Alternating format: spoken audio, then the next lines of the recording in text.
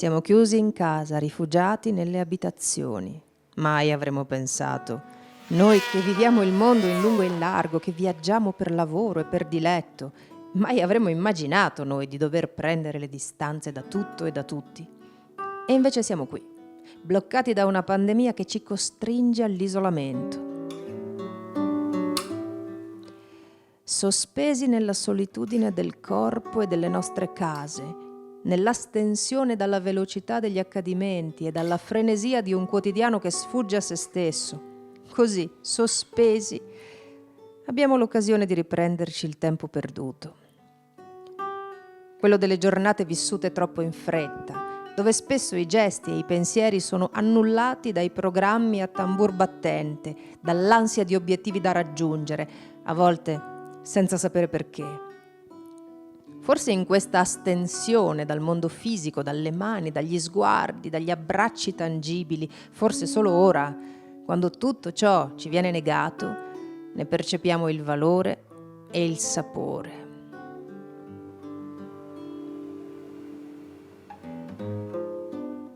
Siamo chiusi in casa, forse per la prima volta così a lungo tutti insieme, in famiglia, ad ogni pasto di ogni giorno, di ogni settimana. Viviamo un inaspettato ritorno al focolare domestico. Ci riappropriamo della cucina, intesa nell'accezione che aveva in un tempo ormai lontano, quando quest'unica stanza riscaldata di tutta l'abitazione ne rappresentava il centro e il cuore pulsante, tanto che il termine chiase, casa, indicava indifferentemente l'intero edificio o la sola cucina, sempre al pian terreno e aperta a tutti. Punto di incontro e di ritrovo della famiglia, luogo di convivio e dell'accoglienza, dell'ottimizzazione e del benestare, la cucina era il centro della casa, il regno della regina di cuori e di polso, quella figura femminile che manifestava l'amore accudendo gli altri e la casa, in un sottile equilibrio tra dedizione e privazione. Era il luogo del calore, del fuoco e degli affetti e del gusto, del cibo pazientemente preparato, ma anche di ogni oggetto costruito per la sua precisa funzione d'uso.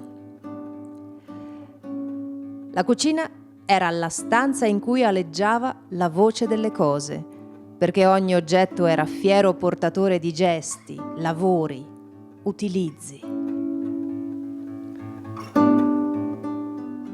Sono forse nostalgica e forse le cose del passato posso solo osservarle come antichi reperti nei musei etnografici.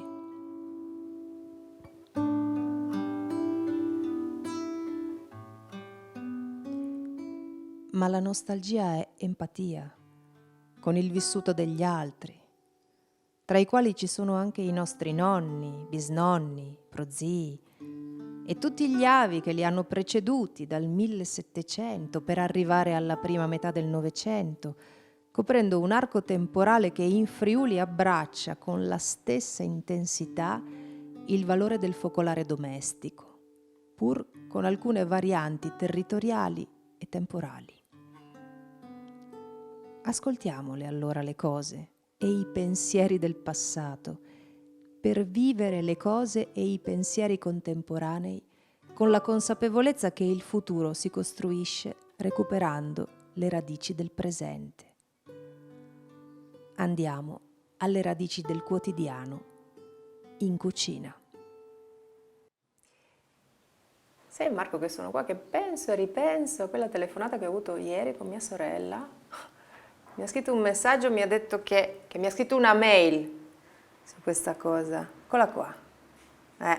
Senti il titolo. Alle radici del quotidiano in cucina. Ci siamo interrogate sul focolare domestico del nostro passato, cara sorellina, senza saperne molto e potendoci appellare solo a qualche ricordo dei nostri nonni.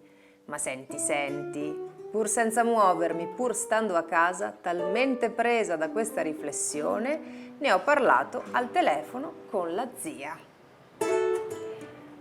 ho così scoperto una bellissima storia che riguarda proprio Forniavoltri e che nemmeno tu puoi sapere, perché il tuo fine settimana insieme a Marco, finalmente nella casa dei nonni, si è esteso a 2 mesi, ma senza mai poter uscire. Ti ricordi Carmen, l'amica della zia? Diceva sempre: ah, i giovani di oggi, dovrebbero sapere Cemuot chi erin, come eravamo ai nostri tempi. Lo diceva a noi e lo ripeteva a tutti in paese. Ebbene, questa sua idea fissa dal 1992 si è trasformata in una storia da raccontare attraverso le cose. Ha chiesto ad amici e conoscenti di cercare tra gli oggetti dimenticati nelle loro soffitte e in molti hanno affidato a Carmen la loro eredità e le proprie memorie familiari. È così nato un compendio di vita vissuta che ha dato corpo a una piccola collezione di arti e tradizioni popolari delle genti che hanno vissuto dal 1800 sin dopo le guerre mondiali in questo remoto lembo della Carnia. Vuoi sapere il nome della collezione? Non poteva essere altro che Cemuot Chierin, quel come eravamo espresso nella melodiosa variante del friulano di Forniavoltri, che ha saputo conservarsi intatta per secoli nei suoi vocaboli. Nella prossima mail trovi alcune riflessioni del nonno che la zia mi ha raccontato e che dovresti avere lì in cucina appuntate su un quaderno. È andata via la connessione. No, vabbè, che questo posto sia bello perché porta alla riflessione, va bene, però io adesso volevo leggere una mail. È andata via la connessione. La mamma diceva però che il libretto del nonno era sotto lì nel cassetto della panca. Prova a vedere. Dai! Vedi? Eccolo qua. Vedi? Questa casa è tutto il suo posto, nessuno ha spostato niente, si vede proprio che non ci viene nessuno da un sacco di tempo.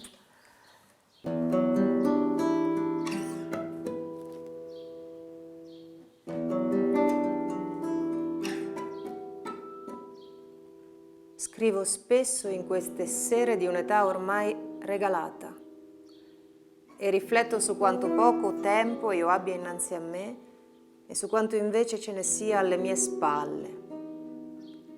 È doloroso pensare alla vita sulla linea del tempo. Mi è capitato di esprimere questo pensiero ai giovani che sembrano capirmi, ma poi immaginano di arrivare alla mia età e di dover redigere un bilancio della loro esistenza.